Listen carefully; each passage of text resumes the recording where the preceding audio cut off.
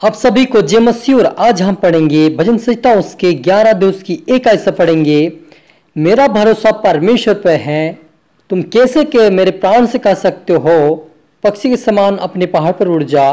क्योंकि देखो वो दुष्ट अपने धनुष चढ़ाते हैं और अपने तीर धनुष की डोरी पर रखते हैं कि सीधे मन वालों पर अंधियारे में तीर चलाए। यदि नींव ढा दी जाए तो धर्मी क्या कर सकता है। हालेलुया। हम प्रार्थना करें। धन्यवाद सुनाओ कि यहोवा परमेश्वर पिता प्यार प्रभु जी, आज की वचनात की कलाम से पिता हम हर एक से बातें कर अपनी बुद्धि अपना ज्ञान अपनी समझ दे मेरे पिता, जैसा आपकी स्वर्ग में खुदा इच्छा पूरी होती पृथ्वी पर भी होने पाए। आज का वचनात का कलाम पिता हर एक जुर्म में सोगुना फैलाए प्रभु, आज से ये फलवंत होने पाए, आंसू होने पाए प्रभु जी।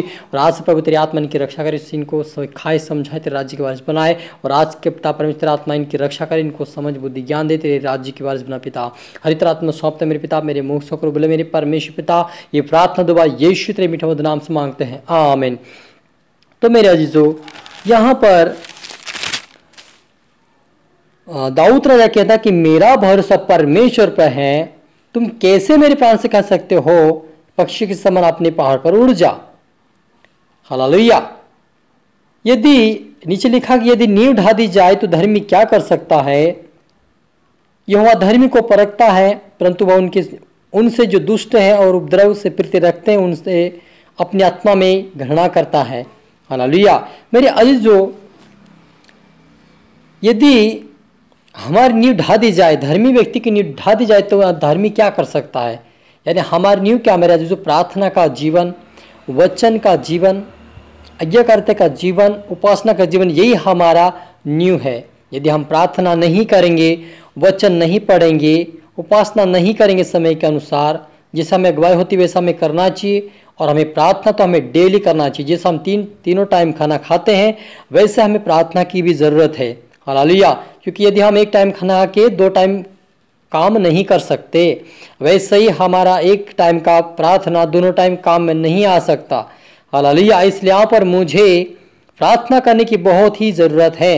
यदि हम प्रार्थना का जीवन है तो चाहे जितनी तीर हमारे दुष्ट लोग, जो जितने भी इस संसार के दुष्ट आत्माएं या दुष्ट लोग भी चाहे जितने हमारे ऊपर तीर चलाए, लेकिन यदि हमारा जीवन प्रार्थना के वचनों का है, आज्ञाकारिता का है, तो वो तीर हमारे जीवन में नहीं लग सकता, हमें कोई हानि नहीं पहुंचा सकता। क्योंकि हमारे चारों ओर परमेश्वर की ढाल है, परमेश्वर का आत्मा है, परमेश्वर हमारे साथ चलता है।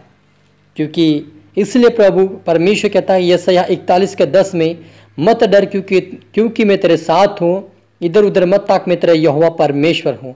यानी यहोवा हमारे साथ चलता। जब हम प्रार्थना करके निकलते हैं, कहीं भी जाते प्रार्थना के साथ जाते, जो भी काम करते प्रार्थना के साथ करते, जहाँ भी जाते प्रार्थना के साथ जाते, प्रार्थना के बिना कुछ भी हम काम नहीं करते, तब परमेश्वर हमारे साथ चलता है, उसकी आत्मा हमारे मदद करता है मेरे अजीजों। तो वहाँ पर मुझे घबराने डरने की जरूरत नहीं है कि वो मुझ पर जादू कर देगा, वो मुझ पर टोना कर देगा, मुझ पर वो क्या मालूम क्या खिला दे, क्या कर देगा। आपको इतनी संकोच करने की जरूरत नहीं है। लिखा है कि यदि तुम्हें कोई प्राणघातक नाशक वस्तु भी पिला दे तब भी तुम्हें कुछ हानि नहीं होगी। हालेलुया। इसका मतलब मेरे अजीजों, चाहे जितने दुष्ट लोग, दुष्ट आत्मा हमारे विरोध में खड़े हो जाए और जितनी तीर चलाए, लेकिन यदि हम प्रार्थना का जीवन नहीं, वचन का जीवन, तो हमारे ऊपर कभी हावी नहीं हो सकता। क्योंकि परमेश्वर आप और मेरे साथ है। इसलिए आप और मुझे डरने की जरूरत नहीं है, प्रार्थना करने की जरूरत है। क्योंकि यहोवा धर्मी को परखता है, परंतु वो दुष्ट उनसे जो उपद्रव से प्रीति रखते उन लोगों से परमेश्वर अपनी आत्मा में घृणा करता है। यदि परमेश्वर धर्मी लोगों को जांचता है कि वो मेरे योग्य है या नहीं, हालेलुया, और उनको परख कर देखता है, लेकिन दुष्ट लोगों को परमेश्वर कहता है कि उनसे मैं घृणा करता हूँ। इसलिए दुष्ट कौन होता है? जो आज्ञाओं को नहीं मानता है, वही दुष्ट व्यक्ति मेरे अजीजों। तो वहाँ पर मुझे आज्ञाकारिता में चलना है, हालेलुया, और उसके वचनों का पालन करके उसके राज्य के वारिस बनना है। वह लिखा कि वह दुष्टों पर फंदे बरसाएगा, आग और गंधक और प्रचंड लहू उनके कटोरे में बाढ़ दी जाएगी। क्योंकि वह धर्मी है, वह धर्म ही के कामों से प्रसन्न रहता है, धर्मी जन उसका दर्शन पाएंगे। हालेलुया। क्या लिखा है? दुष्ट लोगों के ऊपर परमेश्वर आग बरसाएगा, उनको आग से जलाएगा और उनके कटोरों में गंधक दिया जाएगा, उनको खाने के लिए, पीने के लिए। पानी तो नहीं दिया जा सकता, उनको वही देगा।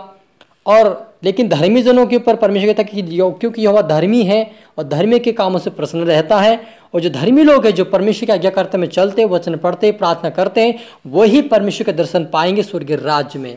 दर्शन पाएंगे वो अलग है, और उसके बाद स्वर्ग में भी वही जाएंगे। हालेलुया।